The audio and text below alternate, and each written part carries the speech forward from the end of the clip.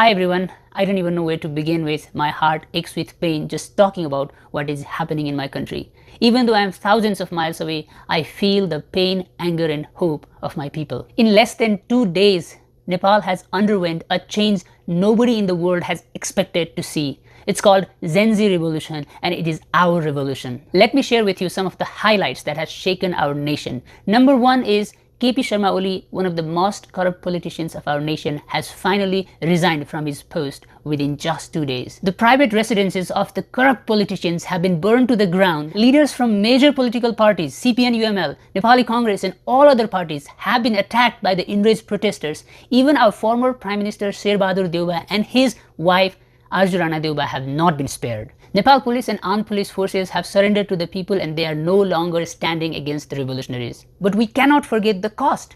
On the very first day of the protest, more than 20 young people, many of them were children, were killed and hundreds more injured. They were shot in their heads and hearts because of direct orders from KP Oli and the city of Kathmandu. Some of them were still in their school uniforms, holding nothing but their voices when the bullets tore them down. When the nation saw its own children being shot, something deep broke inside us and everyone poured into the streets. Brothers, sisters, parents, children, everyone came to the streets and we finally broke down the system that had stolen from us for generations. And now Nepal Army has called upon us to calm down and urge the leaders of this protest to come forward to discuss about how we should lead our country to a better and prosperous future. Right now the situation is very chaotic and it is very difficult to determine what is right and what is wrong.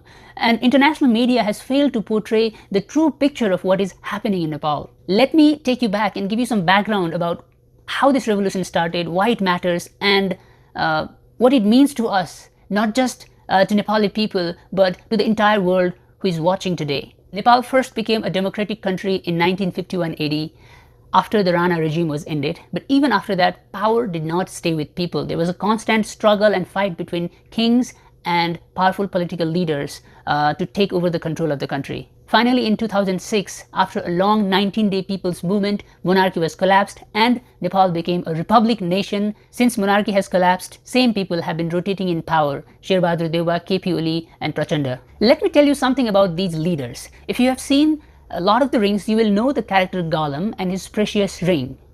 Our Prime Minister's position and all the positions of the ministries has become like that ring. Whoever holds it clings to it desperately, unable to let it go, obsessed with powers, and completely blind to the sufferings of people. Think about this. The same leaders who were ruling our nation when my father was young, and now I myself have grown much older, yet they still cling to that power. Year after year, government after government, they keep looting on us, while ordinary Nepalis struggle to survive.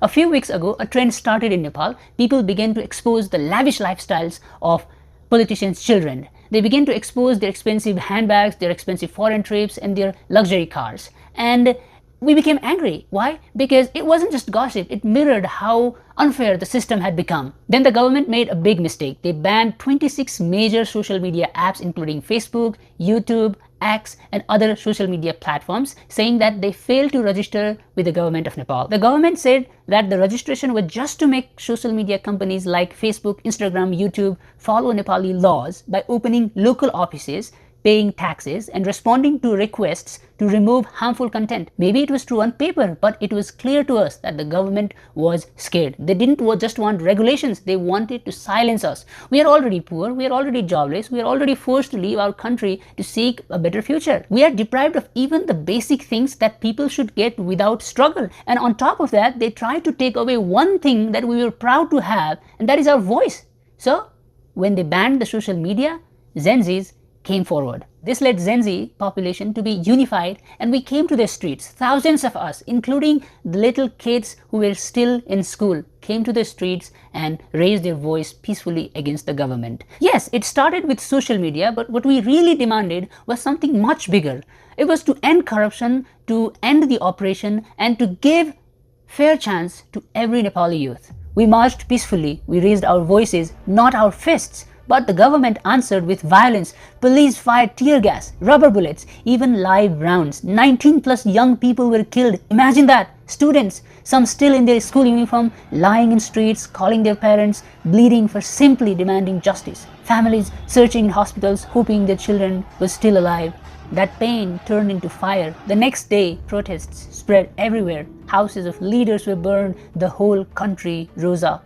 This was no longer about apps. It became a revolution for dignity and justice. Under the pressure, the government lifted the ban. Prime Minister Oli had to resign. We wanted to overthrow this unjust system, and I think we have done that. But currently, the situation of Nepal is getting extremely worse. The decades of oppression has turned into brutal violence. And despite being a supporter of revolution, this is not something that I am proud of. Right now, my blood is burning with fire and my heart is heavy with pain. I knew this day would come sooner or later. The way politicians have been ruling, this was bound to happen. But I think we have achieved what we wanted to achieve. We wanted to overthrow the government. We did that. But even in anger, what I know one thing clearly is that one fundamental right that every individual has is the right to live. And this applies to everyone, even the corrupt politicians. This revolution has shown me some of the most brutal scenes I've ever witnessed. Police shooting peaceful protesters, young people collapsing in the streets, and then on other side, furious crowds dragging politicians, beating them, kicking them like they were punching bags. One of the most horrific things I heard was that wife of former Prime Minister Jalnath Khanal was burned alive when protesters set his house on fire. Brothers and sisters, this is brutality. This is pain beyond words. And look at what has been destroyed. Our Parliament House, Supreme Court, Singh Darbar, Police Headquarters, President's Office, all burned to the ground. But tell me, were these buildings our enemies? No, the problem was never walls, bricks or glasses. The problem was the corrupt system and the people inside it.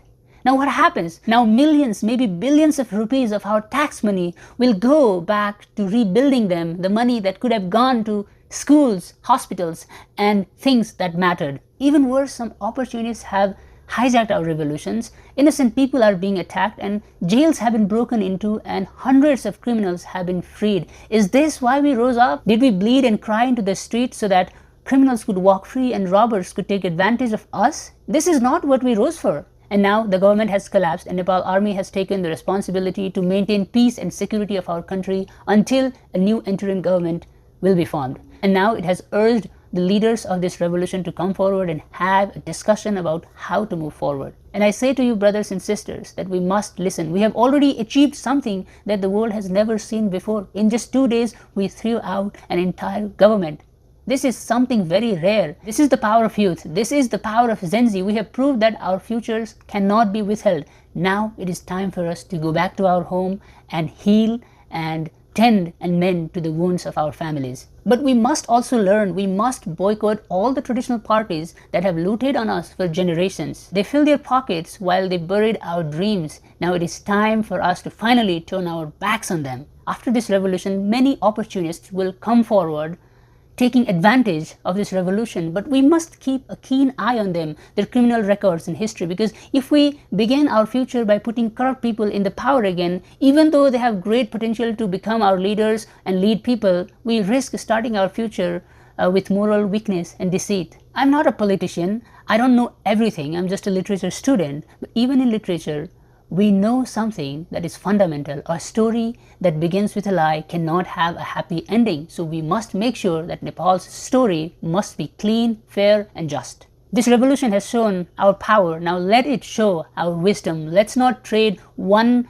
corrupt politician with another. Let us build a system that cannot be corrupted, whoever sits into power. A system where every Nepali, rich or poor, has same chance to dream, think, grow, and prosper. This is our chance. Let's not waste it. Our fight is not over, my friends. Let's build a country where politicians serve not themselves but to the public. We want a country where opportunities do not depend on which family you're born into. We want clear politics, just politics, honest politics. And we will not stop until we get what we want. For now, I just urge everyone to maintain peace and harmony in the country and do not destruct the public property. Thank you so much.